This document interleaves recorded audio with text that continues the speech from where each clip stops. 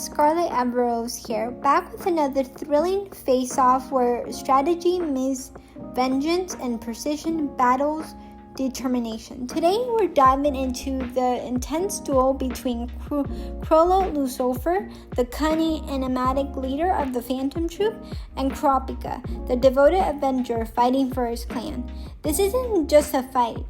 It's a study in obsession, morality, and the razor-thin line between justice and revenge.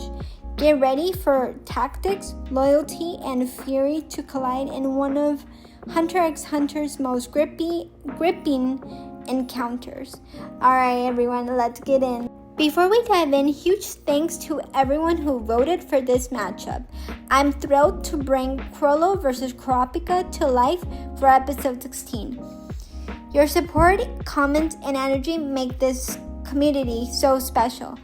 As always, if you haven't seen Chrollo's solo episode or his previous encounters, I'll have the links up in the right corner of your screen so that you can follow along on my playlist. So yes, I have a playlist. If you guys haven't seen all my previous Chrollo episodes, I've already spoke about him more than once. So speaking about him again feels like I already know him from speaking about him so much. So I'm really excited. I haven't done a versus in such a long time, you guys. So I really want to say thank you for that, and I really appreciate you guys for voting for them. It's going to be very curious. I'm really excited to get into this. All right, let's get into this. I'm super excited.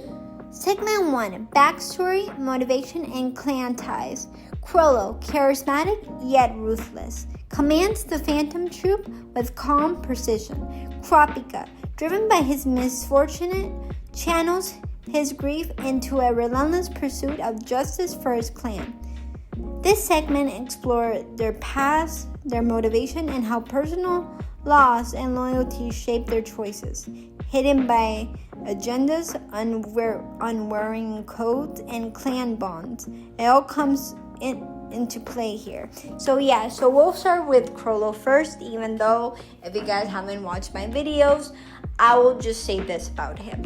So Chrollo is this leader of the Phantom Troupe that divides, I want to say 6 or 10 people in the group, and they're called the Spiders, and Chrollo's the head. The other characters are the body and the legs. They all have tattoos. I know Chrollo is Spider 0. His spider number 0. And Hisoka, even though Hisoka isn't really a part of it, but I've talked about Hisoka more than once. Hisoka has a spider number 4, right? But he's not quote unquote in it. He's just in it for the game, for the fun, and to fight Chrollo, basically. But anyway, he's not part of the main episode here, but I just wanted to put him in there. Anyway, Kurapika is this character that's very, very serious. He's a 17-year-old boy, who is very skilled in what he does. One of his nen abilities is change. He's the chain of judgment, where he hates the Phantom Troupe because basically the Phantom Troupe killed his clan, killed his family, and he wants revenge. He was the only one that survived. And Kurapika is known for having these eyes called the Scarlet eyes, and the Scarlet eyes are these very famous eyes from the Kurapika clan. I might be wrong, but it's part of his family, and he's the only one that's alive. And people very disturbingly use their eyes for profit, for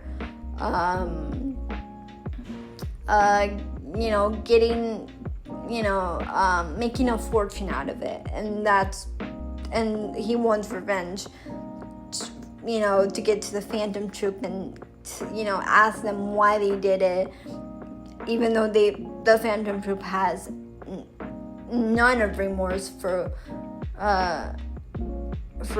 whatever they did to his family. And he goes into intense battles with one of the characters named Uvogan. That spoilers alert ahead here. Tragically, gets ended by Kurapika, and Chrollo wants revenge on Kurapika because he killed one of his people as well. And Chrollo makes a requiem for quote unquote his buddy, and then they get into this fight even though they never actually fight. That is the whole point of the Hunter x Hunter. Basically, I think it's being written. Hopefully it's being written, because I quote unquote, don't quote me on this or anything, but one of the author, Togashi, has said that he might return with those episodes. I hope, because I really want to see them head to head with it. But yeah, Kurapika is this very serious young boy that just wants revenge for his family. And mind you, he is not a red flag, actually. He is actually a green flag. And the reason why I put him in here with Chrollo is because they have rivalry chemistry with each other. So Kurapika is doing something for the good, while Chrollo just does what he does, and you find Kurapika really interesting. He actually, what's funny is that he actually mistakes Kurapika for a woman, which in reality, unless you watch, because I've watched this before, or I'm currently watching this because I'm watching it with my family. I'm watching it in Spanish, which I want to say in Spanish, he has a completely male voice. But if you watch the Japanese and the English dub, he has a very young, preteen, a preteen type voice, even though it sounds like a girl. But except if you watch it in the Spanish dub, that is like the only part I've seen that it actually hears like he actually has a male voice and not like a feminine voice. But everybody gets confused on Kurapika. They're like, is he a guy or a girl? He's a boy. He's a boy. Yeah. Alright, let's move on. Segment 2.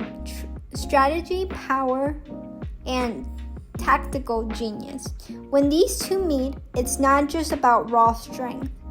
It's chess match of intellect and skill. So Kurapika, I forgot to mention this about the Scarlet eyes. When Kurapika gets mad, like furious, like almost to the point that he can't control, I would kind of consider that a little bit of a red flag. But when he gets mad, his eyes change. So technically his eyes are blue. Technically, normally. But when he gets upset or mad, they turn red. They turn scarlet. And he can't control his impulses or anything. Because he's driven by rage and anger, and just really wants to kill all these spiders. But most importantly, it would have to be Chrollo that he's mostly after. And when these two meet, holy cow.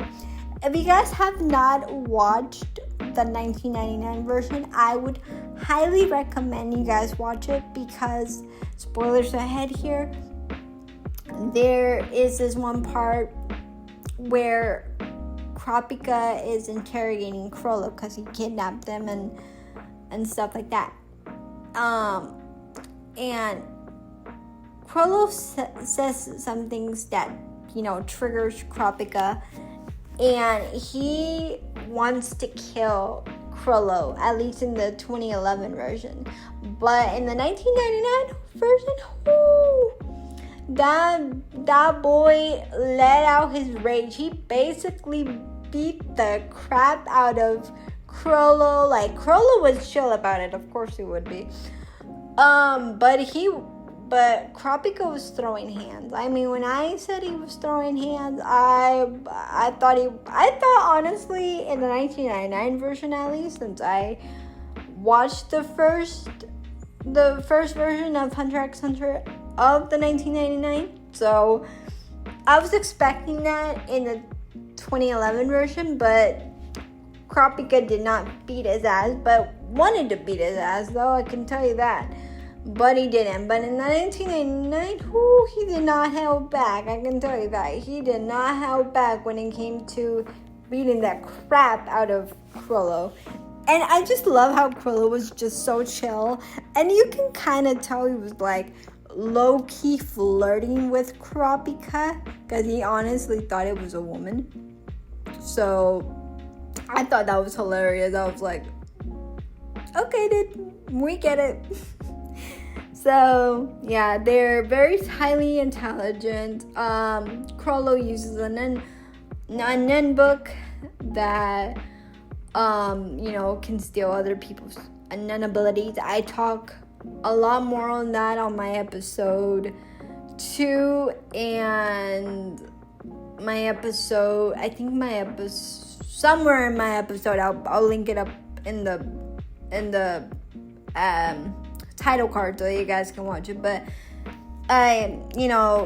Chrollo's nun ability is to steal other people's nun abilities, and he wants to basically steal, which of course is not surprising, Kurapika's power. But the difference between Kurapika's power, though, he has chains for nun abilities, and he has to make a contract with himself, and if he were to fail, because he made a contract with his heart,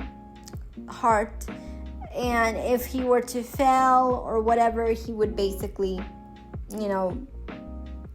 die, and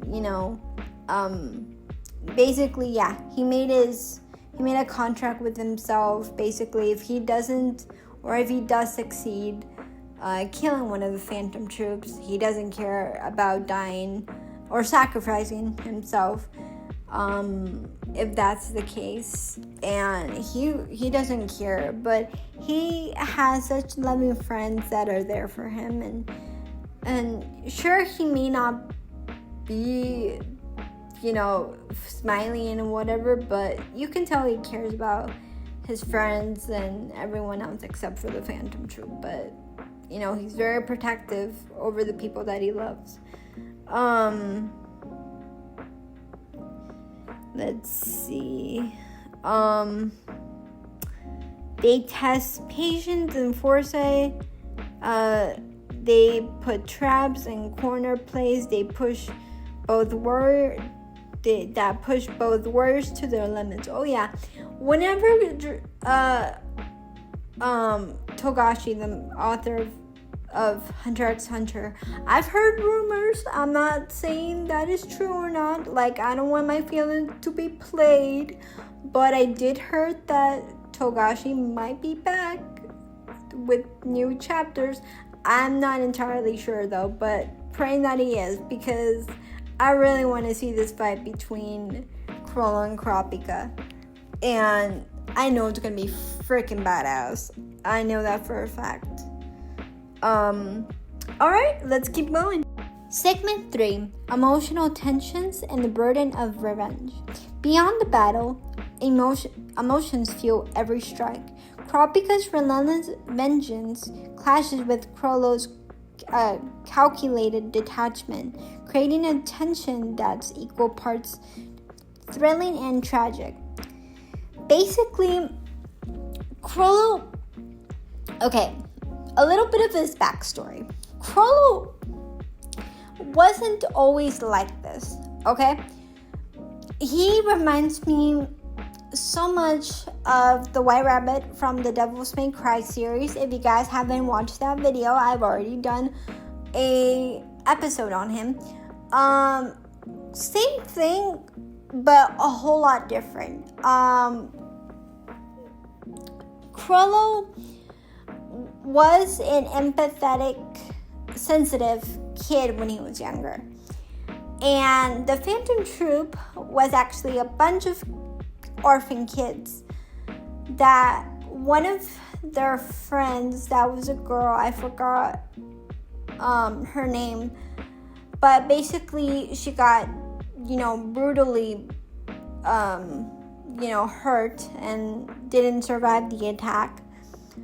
Basically, Chrollo found her, and that's when he didn't snap like how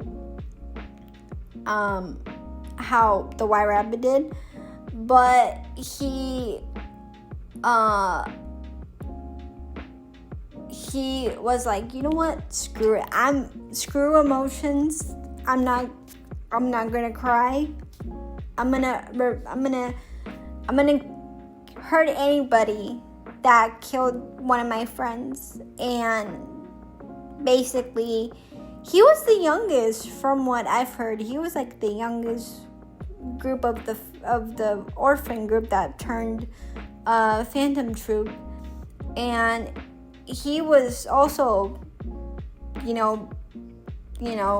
the reason why I think he was detached is because he was struck by that tragedy, that I think it just didn't take away his emotions, probably not, but it took away, like, okay, I can't be sensitive anymore. I can't allow the others nor anybody else get hurt, just like how our friend did.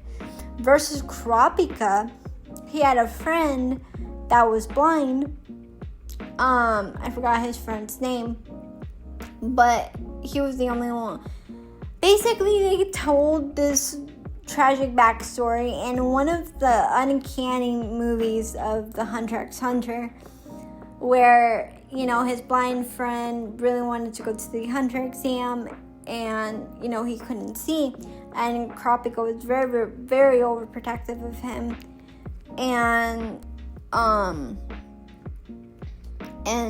that's how he lost his clan, was due to the Phantom Troupe just wanting to didn't want revenge on Kurapika, just did it because they wanted to instill his clan's eyes, because the Scarlet eyes are very a valuable possession in the Hunter x Hunter universe. So Kurapika went, I wouldn't say he went crazy, but he was filled with rage at such a young age too. I don't remember exactly how old he was, but yeah, he was stricken by rage very early on. But before that, he was a very happy kid. He had a best friend that he loved so much, and was willing to do anything for his best friend. And that just broke my heart for both Kurapika and Chrollo. I know different tactics, different personalities, but I feel bad for them on different levels. One for Kurapika because he didn't deserve that, and also Chrollo because even though I don't condone his actions, but what happened to his friend was very heartbreaking as well. So I get it. So they both take sacrifices. They have moral dilemmas and inner conflicts that evaluate the Duel from a fight to a story about consequences and obsession. Yeah, Chrollo's obsessed with, making sure his Phantom Troupe is safe, but also that he can get as much Zen abilities as he can to be the most powerful, and not to feel weak when he was like how he did when he was a kid. Versus Kurapika, you know, he doesn't care about sacrificing himself, because I know he wants to be with his family. So he doesn't care. You know, the one thing he really cares about is just defeating Chrollo, defeating the Phantom Troupe, and, you know, just feeling accomplished, like his family was in vain of what happened to them, and he would do anything for them. He really, really would. And, you know, I'm really excited whenever Togashi feels ready. I pray that his health is getting better, and I'm really excited on what happens next in the next arc. I'm really excited. Alright, let's keep going. Segment 4, final thoughts plus what's next. Chrollo versus Kurapika isn't just about who wins. It's about choices, consequences, and the cost of obsession. Oh yeah. Looking at these people, you guys, it really reminds you how entirely different. One is basically a tragic hero. The other one is basically a villain. That was once again, sensitive guy, very happy guy, talking about Chrollo here. Same goes for Kurapika. And then tragedy struck both of them in different ways and changed them forever. And they wouldn't change that for anything until they don't care about what blood gets in their hands. None of that. As long as they get what they want, that's all they care about. Let's see. Thanks for joining me as we break down this unforgettable showdown. Next episode, the choice returns to you. Poll drops soon, which will be on a Monday, August 18th. Until then, stay sharp, stay passionate, and remember, even in the heat of the battle, hearts can change the game. Alright, love y'all. Bye.